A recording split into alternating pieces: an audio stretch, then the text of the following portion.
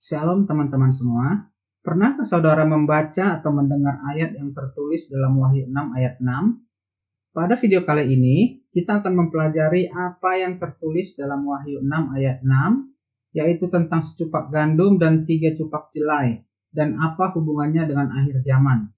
Sebelumnya kita baca dulu ayat yang tertulis dalam Wahyu 6 ayat 5-6. Dan ketika anak domba itu membuka meterai yang ketiga, aku mendengar makhluk yang ketiga berkata, "Mari." Dan aku melihat, sesungguhnya ada seekor kuda hitam dan orang yang menungganginya memegang sebuah timbangan di tangannya. Dan aku mendengar seperti ada suara di tengah-tengah keempat makhluk itu berkata, "Secupak gandum sedinar dan 3 cupak jelai sedinar. Tetapi janganlah rusakkan minyak dan anggur itu." Ayat ini merupakan rangkaian penglihatan Yohanes tentang bagaimana keenam materai dibuka satu persatu oleh anak domba. Dan ayat ini merupakan materai ketiga yang dibuka. Kitab Wahyu ini merupakan kitab yang penuh gambaran, simbol atau tanda. Banyak hal dalam kitab ini yang tidak bisa kita pahami secara rinci. Namun sebagian ayat dalam kitab ini bisa kita pahami. Walaupun masih sangat banyak ayat yang belum terungkap apa maksud dan arti yang tertuang di dalamnya. Kalau kita membaca tentang pembukaan materai oleh anak domba, maka kita akan menemukan bahwa setiap materai yang dibuka diikuti dengan penghukuman sebagai wujud murka Allah. Murka Allah yang dimaksudkan di sini bukanlah pelampiasan emosi atau pembalasan dendam yang sewenang-wenang, melainkan bukti keadilan dan kekudusannya. Demikian halnya dengan materai ketiga. Ada penghukuman yang diberikan. Mari kita lihat simbol apa saja yang dituliskan dalam materai ketiga ini dan apa yang akan terjadi pada akhir zaman menjelang Tuhan Yesus datang kembali untuk kedua kalinya. Pertama, kuda hitam. Kedua, timbangan. Ketiga, secupak. Keempat, gandum. Kelima, jelai. Keenam, dinar. Ketujuh, minyak. Kedelapan, anggur. Kita akan bahas makna dari simbol-simbol ini. Pertama, kuda hitam. Kuda hitam dalam ayat ini dapat diartikan sebagai gambaran pedagang, kelaparan, paceklik, dan kemiskinan. Kedua, timbangan. Timbangan merupakan gambaran neraca keadilan. Pada musim paceklik atau kelaparan, jatah makanan akan ditimbang, artinya tidak boleh lebih. Ketiga, secupak. Secupak adalah suatu ukuran berat, yaitu sekitar 1 kg. Keempat, gandum. Gandum menggambarkan makanan pokok, karena pada saat itu gandum merupakan bahan utama untuk membuat roti. Kelima, jelai. Jelai termasuk dalam keluarga biji-bijian, ukurannya lebih kecil dibandingkan bulir beras, namun ketika diolah rasanya hampir menyerupai rasa nasi. Dan jelai mempunyai kadar gizi yang lebih rendah dari gandum.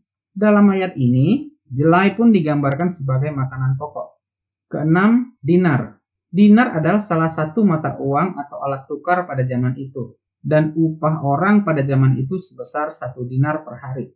Ketujuh, minyak. Ada beberapa tafsiran mengenai makna minyak dalam ayat ini. Ada yang mengatakan minyak merupakan gambaran Roh Kudus atau pengurapan Tuhan. Ada juga yang mengatakan bahwa minyak sebagai gambaran minyak urapan. Kedelapan, anggur. Makna anggur dalam ayat ini pun banyak yang menafsirkan. Ada yang mengatakan gambaran perjamuan kudus, dan ada juga yang mengatakan itu gambaran sukacita.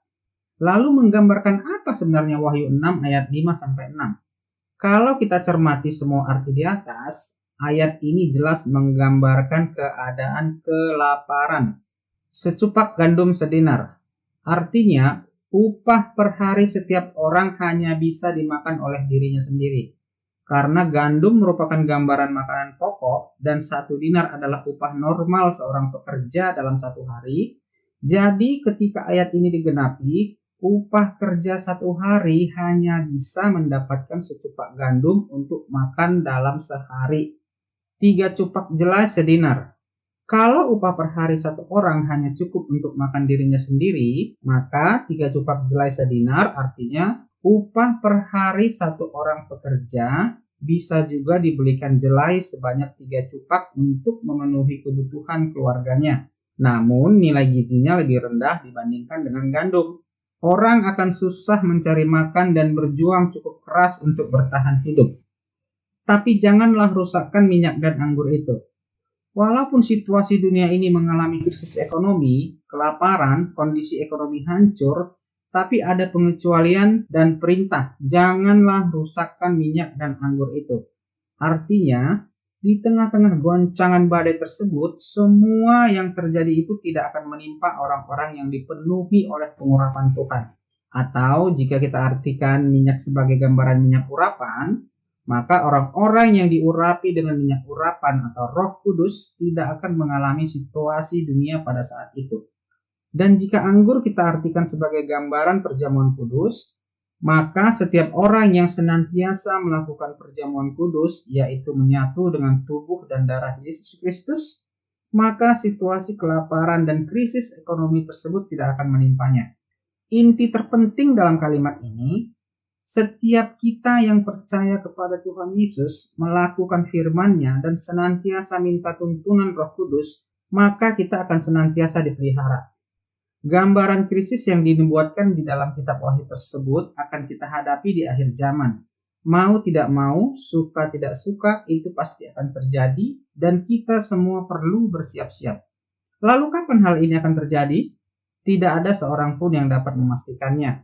Secanggih apapun manusia yang sanggup membaca situasi ekonomi, Tuhan jauh lebih canggih untuk menggenapi firman tersebut.